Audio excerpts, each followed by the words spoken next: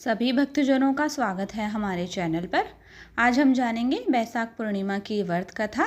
बैसाख पूर्णिमा या बुद्ध पूर्णिमा का त्यौहार सनातन धर्म के लोगों के लिए बेहद खास माना जाता है। इस दिन भगवान विष्णु और भगवान गौतम बुद्ध की आराधना की जाती है।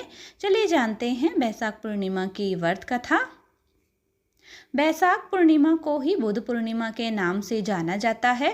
दरअसल हिंदू धार्मिक मान्यताओं अनुसार बैसाख महीने की ही पूर्णिमा के दिन भगवान गौतम बुद्ध का जन्म हुआ था। बैसाख पूर्णिमा या बुद्ध पूर्णिमा का त्योहार पूरे भारत में धूमधाम से मनाया जाता है।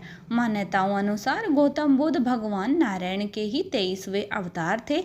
इस दिन कई लोग भगवान विष्णु की कृपा पाने के लिए उपवास भी रखते हैं। बुद्ध पूर्णिमा के दिन नदी स्नान और दान पुण्य के कार्य करने का विशेष महत्व बताया जाता है। चलिए जानते हैं पूर्णिमा या बैसाख पूर्णिमा की व्रत कथा। द्वापर युग में एक बार भगवान श्री कृष्ण से यशोदा माता पूछती हैं कि आप संसार के पालन करता हो, मुझे कोई ऐसा उपाय बताओ जिससे मृत्यु लोक में किसी भी स्त्री को विधवा होने का डर न हो और न ही उसे निसंतान का दुख रहे।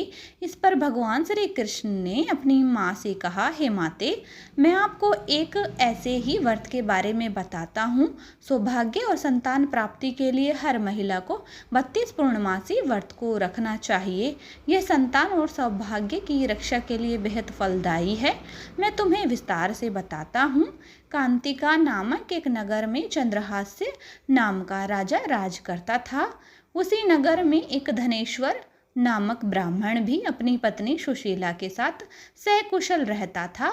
इसके घर में धन संपत्ति की कोई कमी नहीं थी, लेकिन ब्राह्मण का कोई संतान न थी, जिसके कारण दोनों दंपति बहुत दुखी रहते थे। एक बार उस नगर में एक साधु आया जो आसपास के सभी घरों से भिक्षा मांगने के बाद गंगा नदी किनारे बैठकर भोजन करके जीवन यापन करता था। लेकिन वह साधु धनेश्वर ब्राह्मण के घर भिक्षा मांगने कभी नहीं जाता था। साधु के ऐसे बर्ताव देख सुशीला और धनेश्वर बहुत दुखी हुए। फिर उस साधु से पूछे कि आप अब सभी के घरों से भिक्षा लेते हो, लेकिन हमारे घर से नहीं, ऐसा क्यों साधु महाराज? तब साधु ने जवाब दिया कि तुम निसंतान हो, ऐसे घर से भिक्षा लेना पतितों के अन्न के समान होता है और मैं कभी भी पाप का भागीदार नहीं बनना चाहता। बस यही कारण है कि मैं तुम्हारे घर से भिक्षा नहीं लेता हूँ। यह सुनकर धनेश्वर बहुत दुखी हो गया और साधु से पूछने लगा, हे महाराज, ऐसा कोई उपाय बताएं जिससे मुझे संतान सुख प्राप्त हो। तब साधु ने ब्राह्मण दंपति को 16 दिन तक माँ चंडी की पूजा की सलाह दी। इसके बाद धनेश्वर और उसकी पत्नी दोनों इस व्रत का पालन करने लगे। दंपति के इस आराधना से माँ काली प्रसन्न हुई। उनके सामने माँ काली प्रकट हो गई और सुशीला को गर्भवती होने का वरदान दिया। साथ ही उस ब्राह्मण दंपति को पूर्णिमा के दिन पूजा की विधि बताई। माता ने कहा, प्रत्येक पूर्णिमा के दिन दीपक जलाना, सभी पूर्णिमा को दीपक की संख्या बढ़ाती जाना। ऐसा तब तक करना जब तक 32 दीपक न हो जाएं। इस तरह माता की कृपा से सुशीला गर्भवती हुई। काली माता के कहे अनुसार वह पूर्णिमा पर दीपक जलाती रहती। फल स्वरूप दंपति के घर एक पुत्र ने जन्म लिया, जिसका नाम धनेश्वर और सुशीला ने देवदास रखा। देवदास के बड़े होने के पश्चात धनेश्वर ने उसे विद्या ग्रहण करने के लिए काशी भेजा। काशी में देवदास के साथ एक अजीब घटना घटी, जिसमें धोखे से देवदास का विवाह हो गया। जब देवदास ने बताया कि वह अल्प आयु है, फिर भी उसका जबरदस्ती विवाह करवा दिया गया।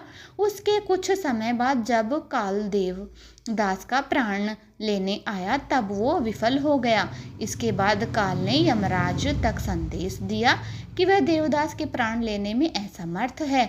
इसके बाद यमराज ने इसकी वजह जानने के लिए भगवान शिव और माता पार्वती के पास गया, तब पार्वती माता ने काली माँ से मिले वरदान के वृत्तांत को सुनाया और कहा कि ब्राह्मण दंपति देवदास के माता पिता ने पूर्णिमा का व्रत रखा था, इसलिए देवदास का कोई कुछ नहीं बिगाड़ सकता। पूर्णिमा व्रत के महत्व को जानने के बाद से कहा जाने लगा कि इस व्रत को करने से जातक को काल से मुक्ति मिलती है, साथ ही भगवान सभी मनोकामनाएं पूरी भी करते हैं। तो ये थी बैसाख पूर्णिमा की व्रत कथा। उम्मीद है सभी को अच्छी लगी होगी। धन्यवाद।